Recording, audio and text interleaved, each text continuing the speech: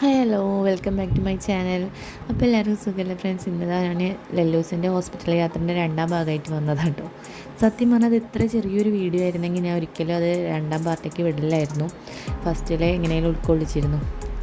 എന്തായാലും നമ്മൾ ലല്ലൂസിനെ അത് ആ കണ്ണ് ഡോക്ടറെയൊക്കെ കാണിച്ചു. അവിടുന്ന് ഇത് തന്നെ അവൻ്റെ പറഞ്ഞത് ബ്രെയിൻ ഡാമേജിൻ്റെ പ്രശ്നമാണ്.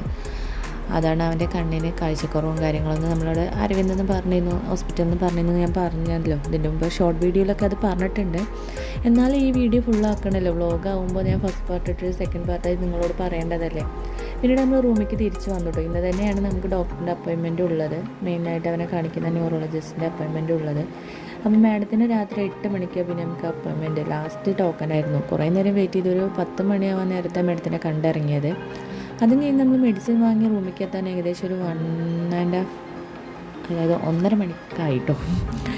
അപ്പോൾ എന്തായാലും ഇവിടെ നിന്നും പറഞ്ഞത് ഇത് തന്നെയാണ്, ബ്രെയിനിൻ്റെ പ്രോബ്ലം ആണ് എന്നാണ് പറഞ്ഞത്. അത് റിക്കവർ ആവാൻ ബുദ്ധിമുട്ടാണ്. നമുക്ക് മിംസ് എന്ന് പറഞ്ഞൊക്കെ തന്നെയാണ് ഇവിടെ നിന്ന് അധികം അവർ പറഞ്ഞത്.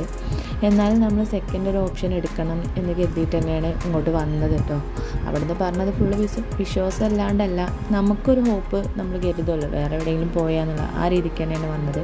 പക്ഷേ ഫിക്സൊക്കെ നമുക്ക് ഒന്നുകൂടി കൺട്രോൾ ചെയ്യാൻ പറ്റുമോ നോക്കാമെന്ന് പറഞ്ഞിട്ട് മെഡിസിനൊക്കെ ചേഞ്ച് ചെയ്ത് തന്നിട്ടുണ്ട്. ഇനി ഒരു 3 മാസം കഴിഞ്ഞിട്ടാണ് നമ്മൾ പിന്നെ ഇങ്ങോട്ട് വരേണ്ടത്. അപ്പോൾ ഇതൊക്കെയായിരുന്നു ലല്ലൂസിൻ്റെ ഹോസ്പിറ്റൽ വിശേഷങ്ങൾ. പിന്നെ നമുക്കിന്ന് വീട്ടിൽ തിരിച്ചെത്തിയിട്ട് ഒരുപാട് കാര്യങ്ങളുണ്ട്, നോമ്പാവാനായി. അപ്പോൾ അതിൻ്റേതായ തിരക്കുകളും കാര്യങ്ങളൊക്കെ ഉണ്ട്. അപ്പോൾ അതിൻ്റെ വിശേഷങ്ങളായിട്ട് ഞാൻ ഇനി വരാട്ടെ ഫ്രണ്ട്സ്. ബൈ.